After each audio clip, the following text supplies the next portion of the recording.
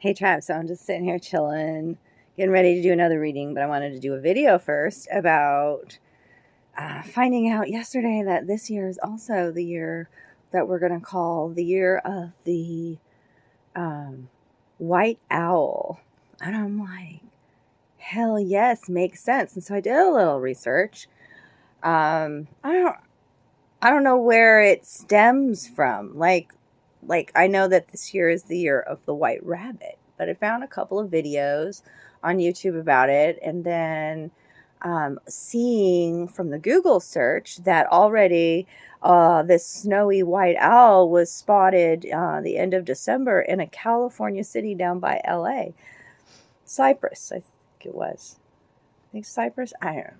Somewhere down by LA, which is an odd place to see, by the way, a snowy white owl. I mean, they typically live in the Arctic, cold environments, and they hunt day and night. It's one of the only owls that hunts day and night. Okay, not just at nighttime. So, what does the white owl symbolize, and how does it?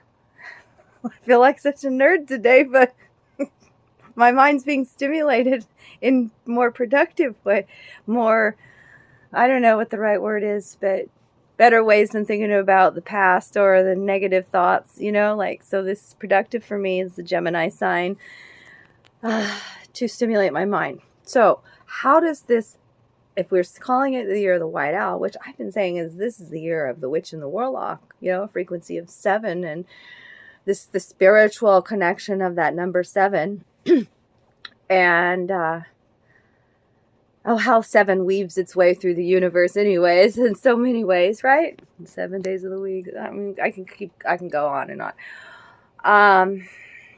But how does that, if it's this year of the white owl, which is talking about huge changes, by the way, huge omen of change, but the white owl is like about our divinity, like when we see those white animals out in that aren't typically white, they are a blessing, I've always said, and I've had people come into my life and then they see this white animal, like maybe it's a white squirrel or whatever. That's the one that comes to mind first, and I'm like, what a fucking blessing that was. like, what's that squirrel saying to you? Pay attention.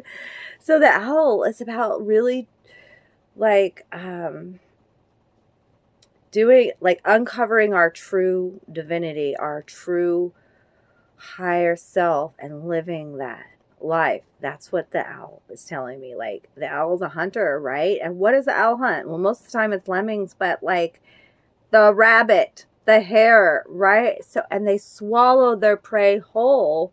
They have excellent eyesight, excellent hearing, right? I didn't even think they use echolation. So, like, we'll be able to snatch these opportunities whole. Like, and I've even been saying that in some of my posts lately. It's like, I am the phoenix and I will swallow you whole, because I will regurgitate what I don't need. And that's what we're doing. We're like, during this, beginning of the year, it may feel slow, but then come to these spring months. I don't even know the astrology on it, but the spring and summer months is where the big changes are going to happen if we've been doing the work, uncovering the truths, digging down deep, right? Living our true, authentic self, hunting for these new opportunities, being willing to instinctually jump on them, swallow them whole.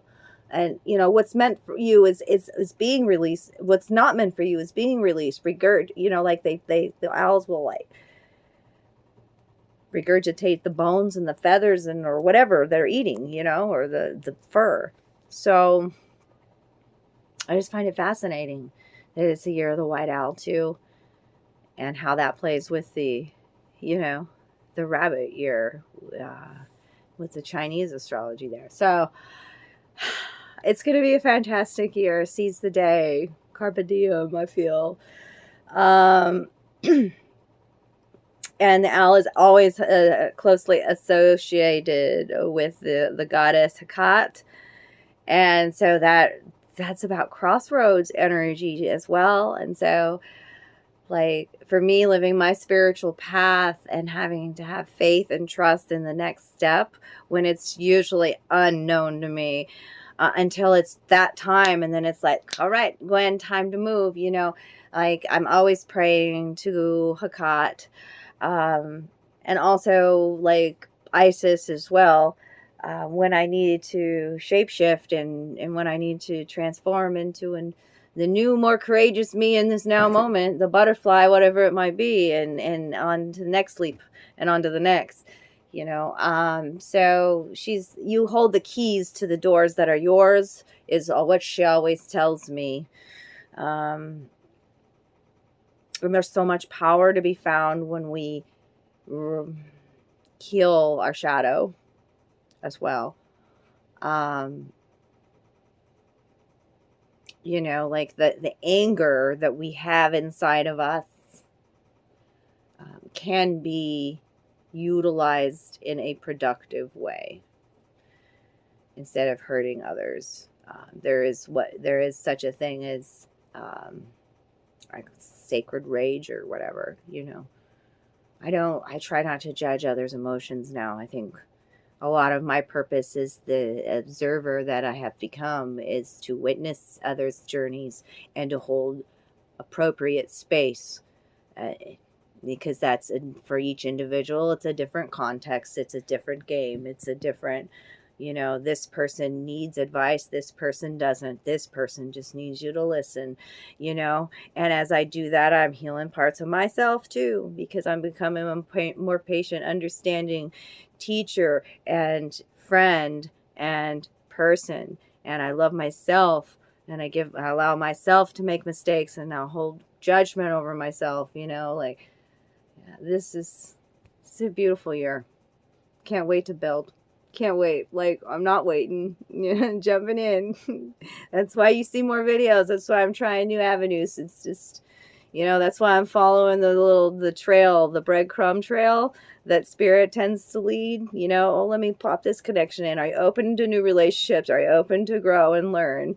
You know, or are you going to be guarded and hermit and stay a recluse this year? You have that opportunity for new, you know, like that's what I got to tell myself each day. Because, yeah, as much as this Gemini doesn't like routine, I can easily get into a routine, easily get into stagnant waters. I see that as my pattern, man.